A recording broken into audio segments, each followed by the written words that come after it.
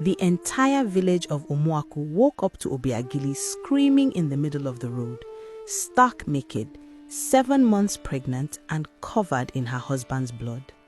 She stood at the junction where 3 village paths met, under the dying light of the kerosene lamp that hung from Mazio Kafo's compound. Her wrapper was gone. Her hair, which had been neatly plaited just yesterday, was wild, full of leaves and dirt.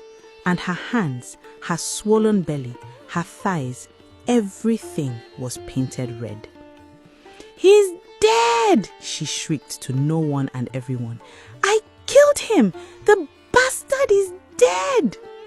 Mama Nkechi was the first to reach her, pulling her own wrapper off to cover the naked, pregnant woman. "Obiageli, what happened? Whose blood is this?" "Ikena's blood! My husband's blood! I took the machete and She made a chopping motion with her hands, split his head open like a coconut. The crowd that had gathered went silent. Ikena was one of the most respected men in Omuaku, a teacher at the secondary school, soft-spoken, kind. Everyone loved Ikena.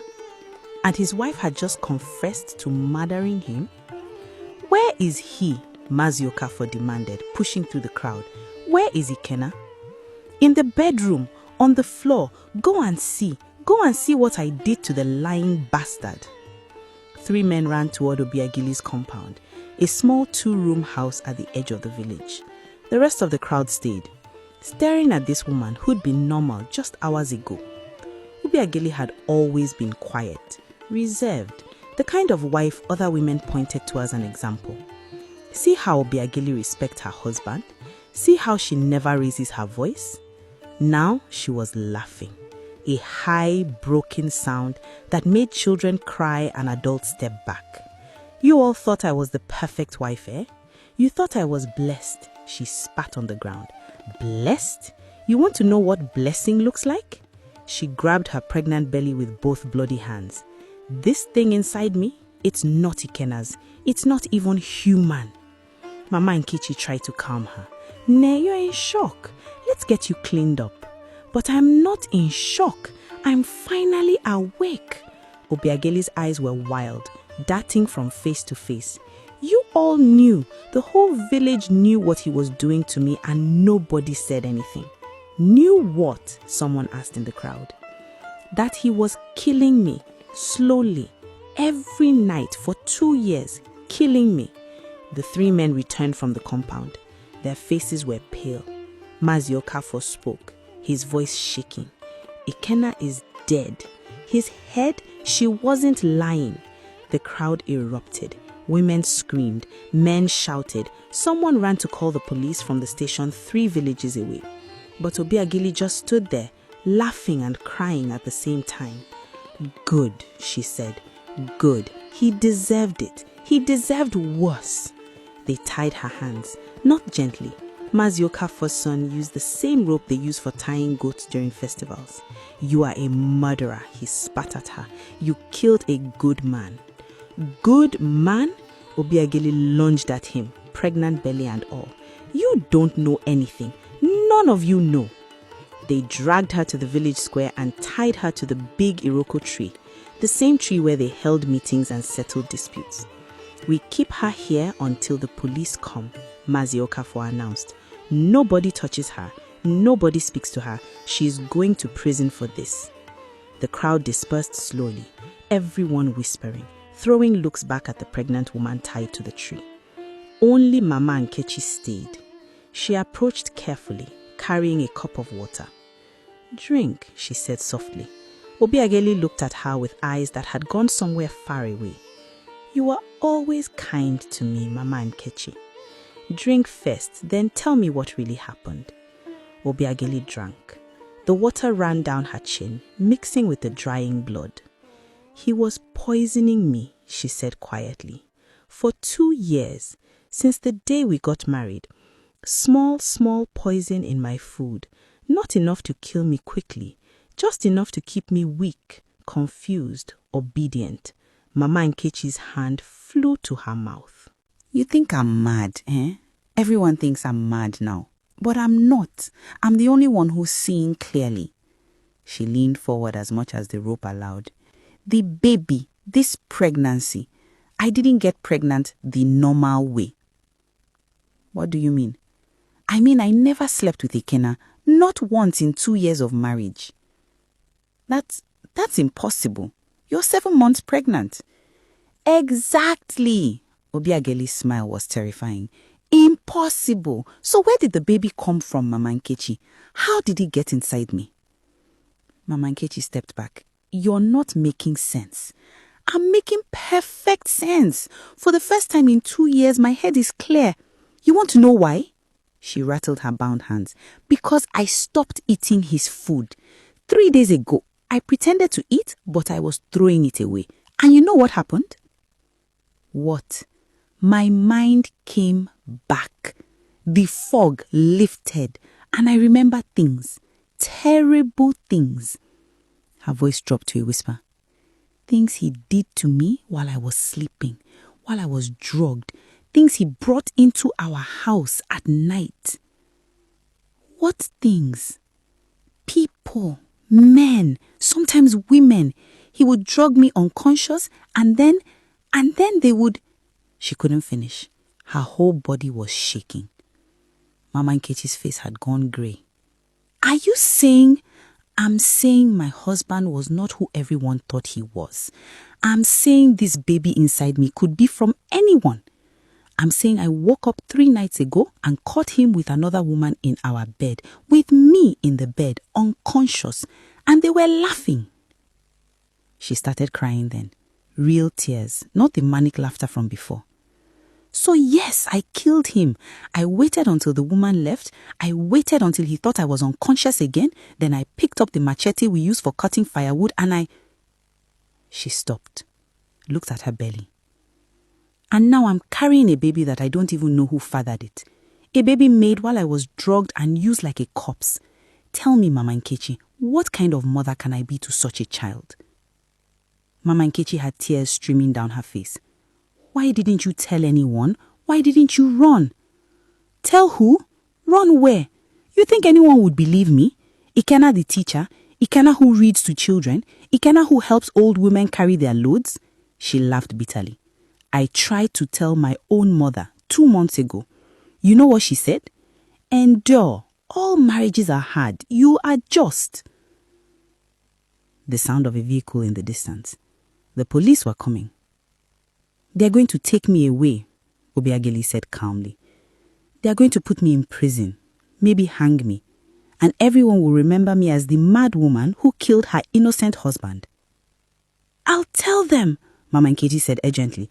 I'll tell them what you told me. They won't believe you. Why would they? There's no proof, just the word of a murderer. And this thing, this evidence of my shame. It's not shame, you were violated. In this village, Mama Nkechi, when a woman is violated, it's always her fault. You know this. The police van pulled into the village square. 2 officers got out, looking irritated at being called out this late. Where is the suspect? The older one asked. Mazi Okafor pointed at Obiageli. There, she confessed, killed her husband with a machete. The officer approached, wrinkling his nose at the blood. Why did you kill him? Obiageli looked him dead in the eye. Because he deserved to die. That's all you have to say? That's all you need to know. They untied her from the tree and put her in handcuffs, led her to the van.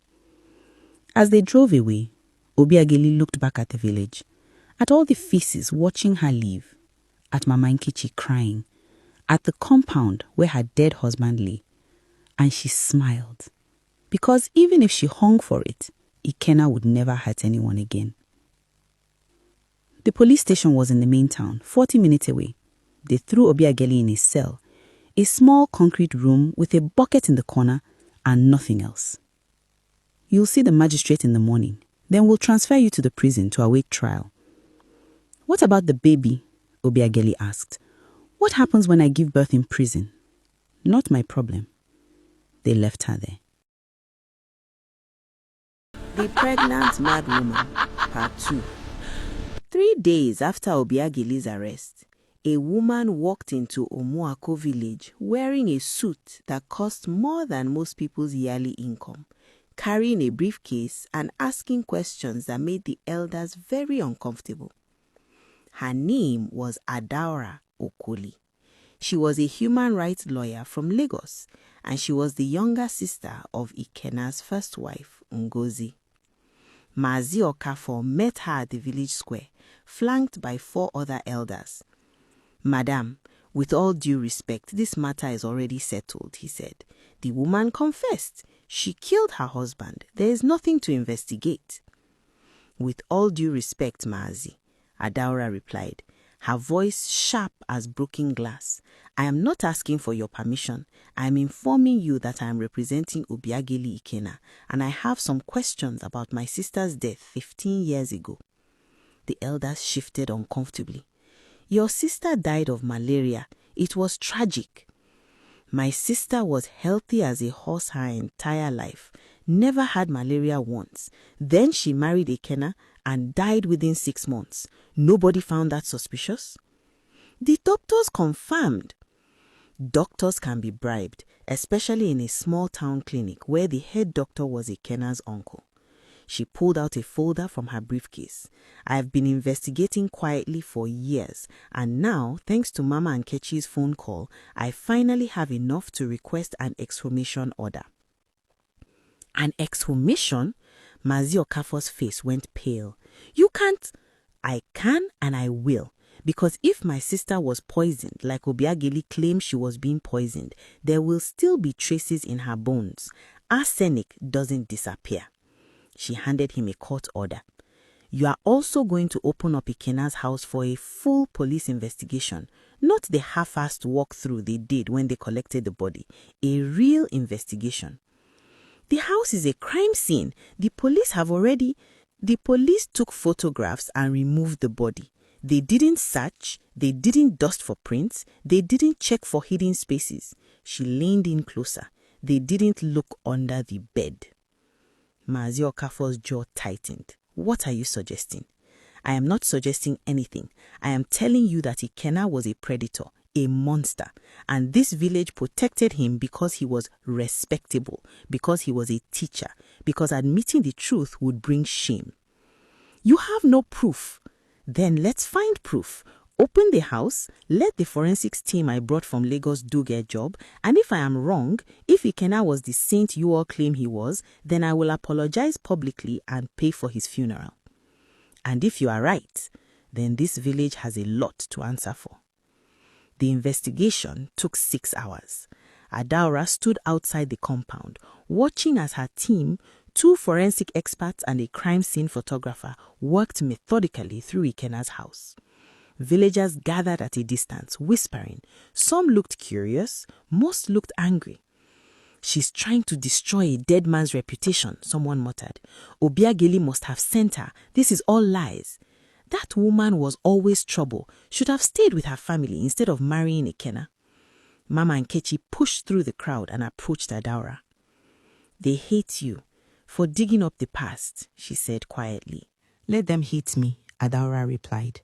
"I stopped caring what people think when they told me to accept my sister's death and move on." "You really think Ikena killed her?"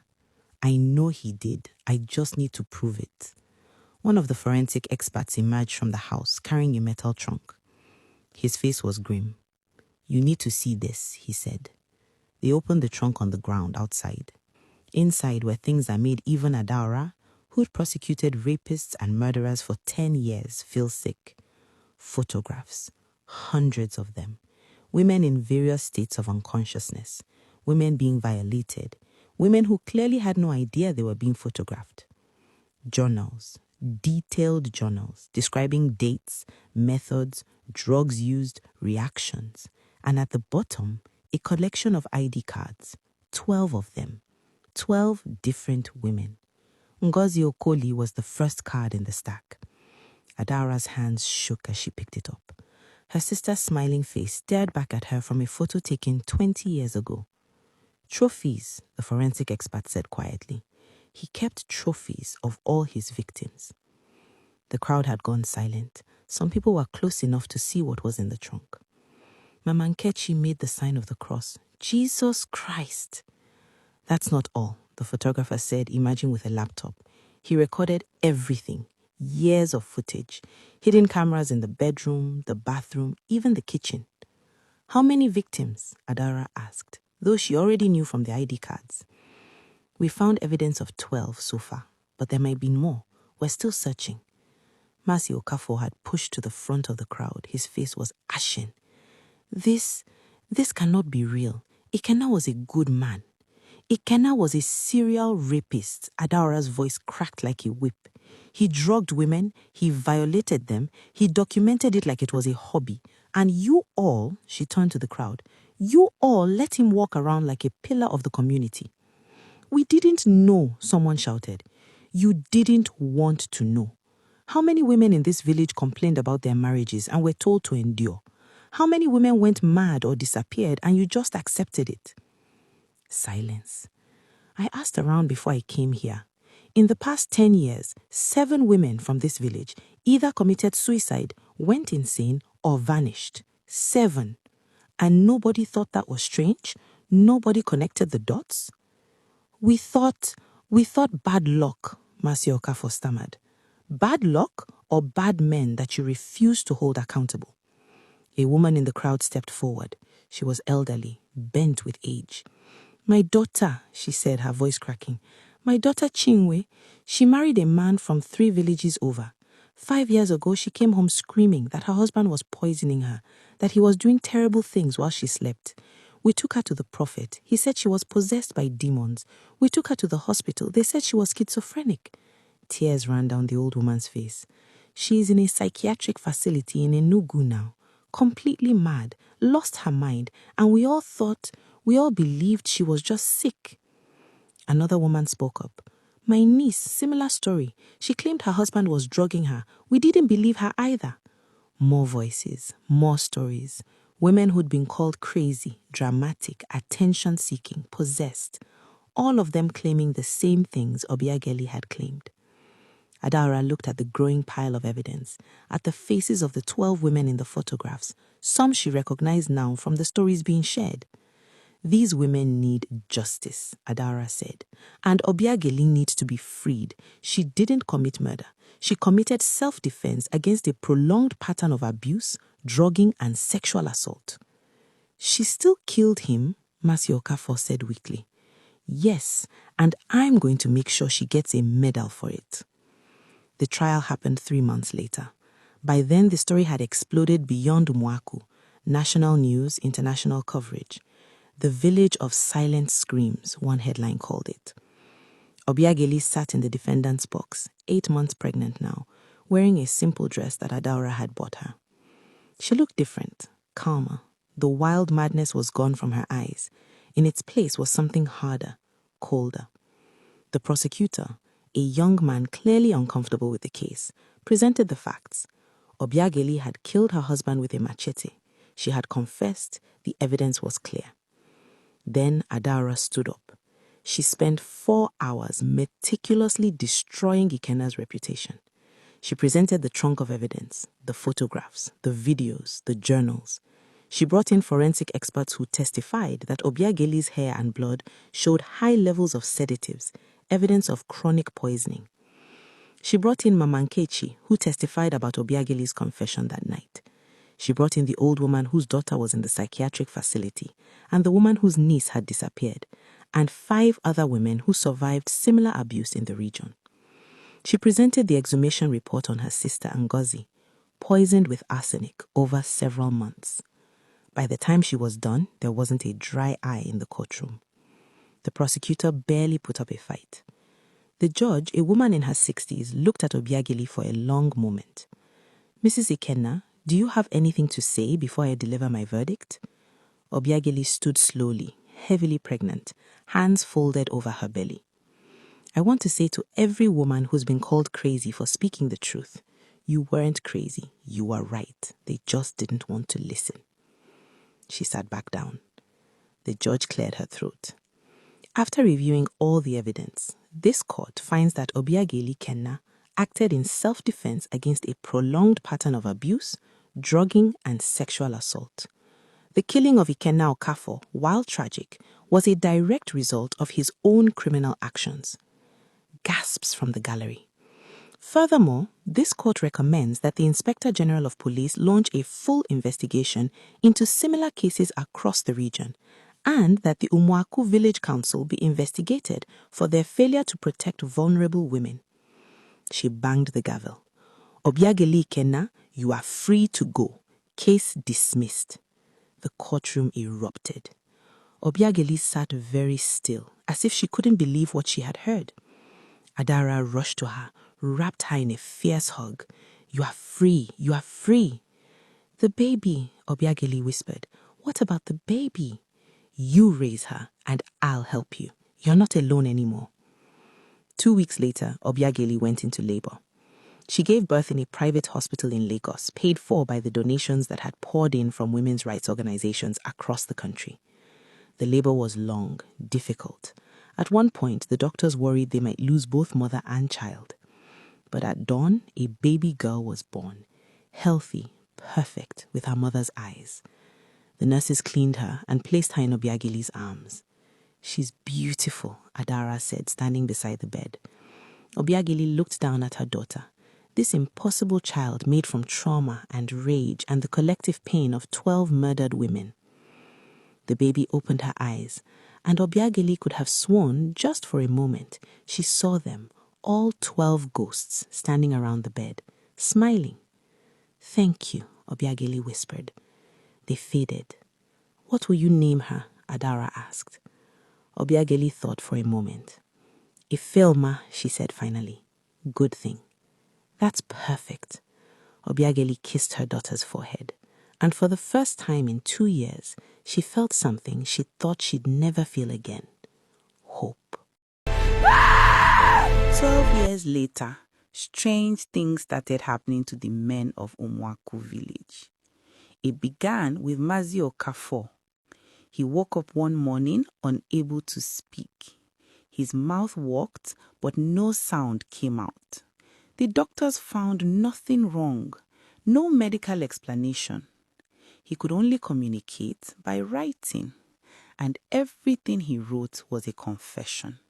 Confessions about bribes he'd taken, women he'd helped silence, crimes he'd covered up over 40 years as village head. His family burned the papers, but he kept writing compulsively, obsessively. Within a month, everything was public knowledge. He was removed from his position in disgrace.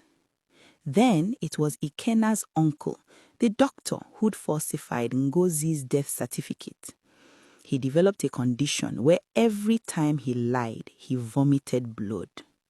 Within weeks, he'd confessed to dozens of false death certificates, bribed reports, covered up murders.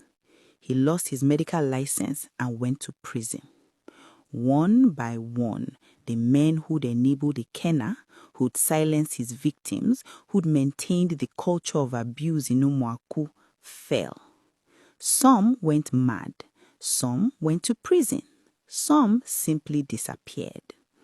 The women of the village whispered about a curse, about Ikenna's ghost taking revenge, but Obiageli knew better. She watched her daughter, 12 years old now, brilliant and strange, and she knew. Ifeoma had gifts, powers. She could look at someone and know their darkest secrets, could make them confess with just a touch, could drive guilty men to madness with a single word. Mama, Ifeoma said one evening as they sat on their porch in Lagos, Obiageli had never returned to Umuaku. Why do people lie? Because they are afraid of the truth. But truth always comes out eventually.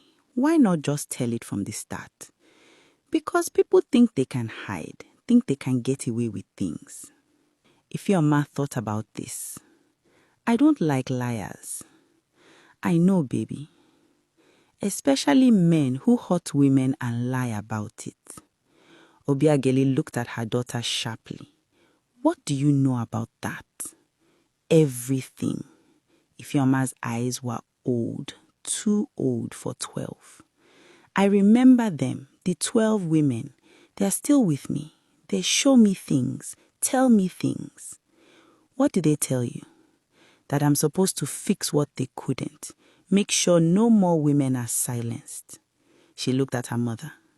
Is that okay that I want to do that? Obiageli pulled her daughter close.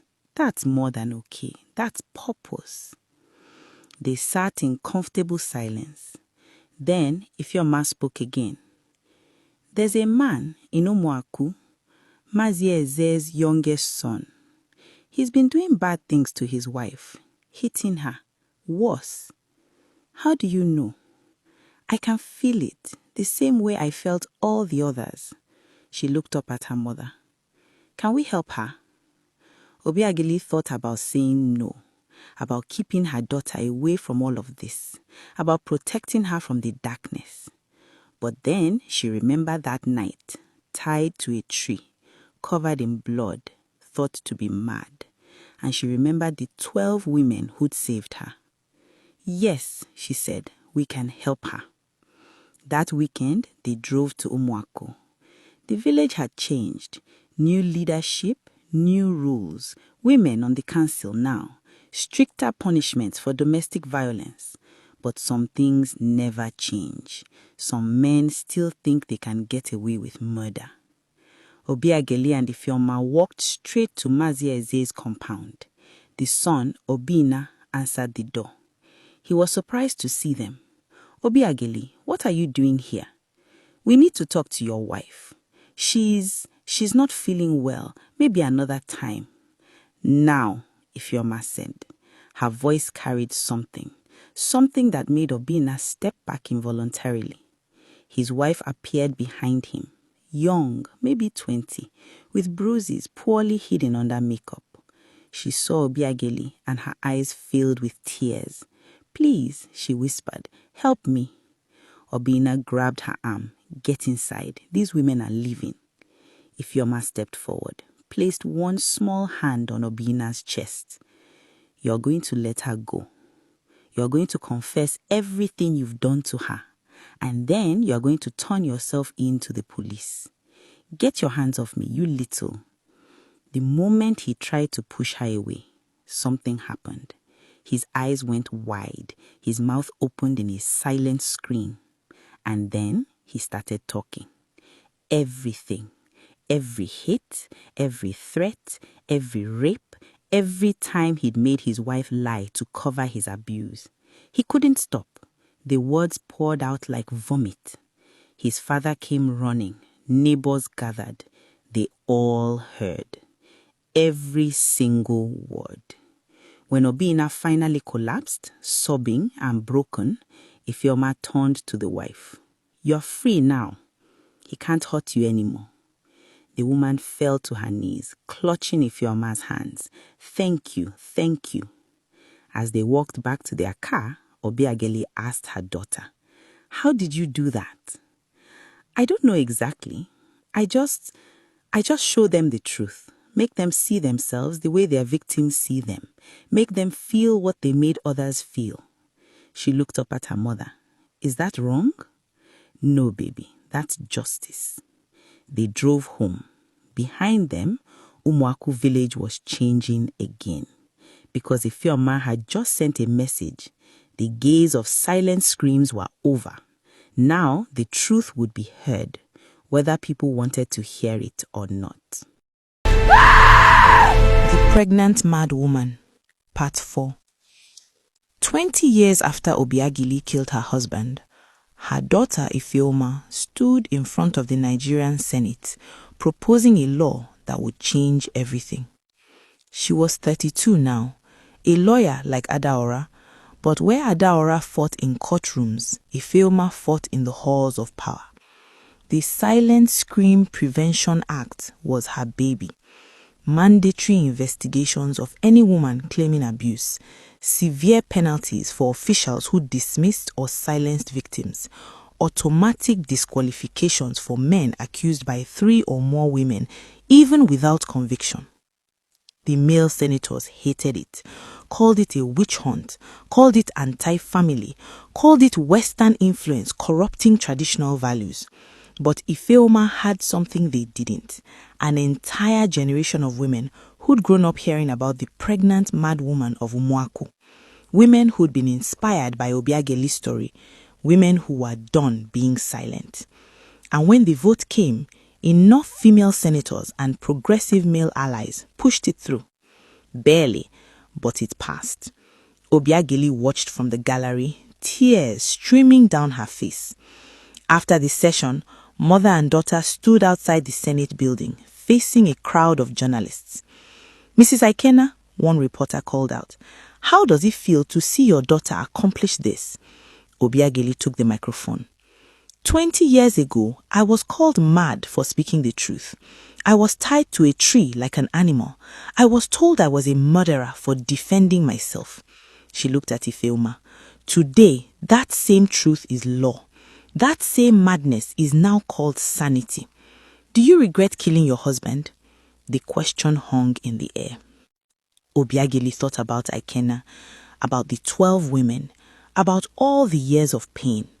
She said, "I regret that it took his death for people to believe me. I regret that evidence of his crimes wasn't enough. He had to die before anyone cared. But do I regret protecting myself? No, never." What would you say to women currently in abusive situations? I'd say your madness is sanity. Your anger is justified. Your voice matters. And if no one believes you, scream louder. Keep screaming until someone listens. More questions, more answers. Finally, they escaped to Adaora's car. Adaora, now 63, grey-haired but still fierce, drove them to a small restaurant where they'd reserved a private room. "You did it," she said to Ifeoma. "Your mother broke the silence. I got her justice, and you made sure it could never happen again." "It will still happen," Ifeoma said quietly. "Laws don't change hearts. We've passed one law. There are still 1,000 ways men hurt women. So we keep fighting. Until when? Until there's nothing left to fight for." Adaora raised her glass. To the 3 generations of women who refused to be silent, they drank. Obiageli looked at her daughter, this impossible child, born of trauma but raised in love. This girl who'd taken her pain and turned it into power. "Mama," Ifeoma said, "I have something to tell you." "What?" "I'm pregnant." The glass slipped from Obiageli's hand. "You're what?" 3 months. I didn't want to say anything until after the vote. Didn't want it to be a distraction." "Who is the father?" "His name is Chidi. He's a human rights activist. A good man. I've been seeing him for 2 years." She smiled. "You like him? He's nothing like the men we've been fighting against." Obiageli's hands were shaking. "A baby. You're having a baby. Are you upset?" No, I'm..." She didn't know what she was. Terrified, hopeful, both? "I know what you're thinking," Ifeoma said gently.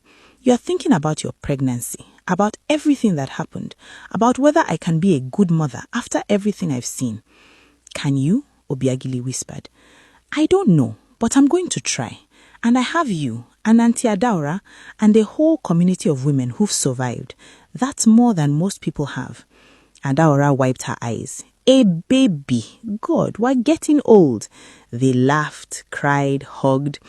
That night, as Obiageli lay in bed in her Lagos apartment, she thought about cycles. How trauma cycles through generations, how pain echoes, how patterns repeat.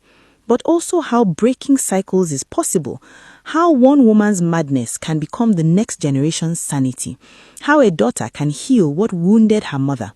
Her phone rang. Unknown number. She almost didn't answer, but something made her pick up. "Hello? Is this Obiageli?" A young woman's voice, shaky, scared. "Yes, who is this?" "My name is Chinaza. I'm from Umuaku. I'm in trouble. My husband, and I'm pregnant, and I don't know what to do." Obiageli sat up. "Where are you right now?" "In my house. He's at work, but he'll be back soon, and I..." "Listen to me very carefully. I'm going to give you an address. Can you write it down?" "Yes. This is a shelter, women's shelter. You go there right now, today. Don't pack, don't leave a note, just go. They will protect you. But my family will say, your family doesn't matter. Your safety matters. Do you understand me? Silence. Then yes. Good. And Chinaza? Yes, you are not crazy. You are not dramatic. You are not overreacting. Whatever he did, whatever he said, you have every right to leave. You have every right to protect yourself. The girl started crying. Thank you. Thank you. After they hung up, Obiageli sat in the dark for a long time. Then she called Ifeoma. We have another one, she said when her daughter answered. A girl from Umwaku, same story, different man. Ifeoma said, I'll handle it. I'll call the shelter, make sure she's protected. And Mama, yes, we're going to keep doing this, aren't we, for the rest of our lives. Obiageli thought about the 12 women who saved her, about Adaora who fought for her, about Ifeoma who avenged her. Yes, she said, until every woman knows that she doesn't have to choose between being called mad and being silent. Good, Ifeoma said, because I wouldn't have it any other way. They hung up. Obiageli went to her window and looked out at Lagos, this massive, chaotic, beautiful city that had given her a second chance at life. Somewhere out there, Chinaza was running towards freedom. Somewhere out there, another woman was finding her voice. Somewhere out there, the cycle was breaking. And Obiageli, the woman they called mad, the woman who killed her husband, the woman who refused to be silenced, she smiled. Because 20 years ago, she was tied to a tree, pregnant and covered in blood, screaming the truth while everyone called her crazy. And now, that same truth had become law. That same madness had now become a movement. And that same pregnant mad woman had become the mother of a revolution. The end.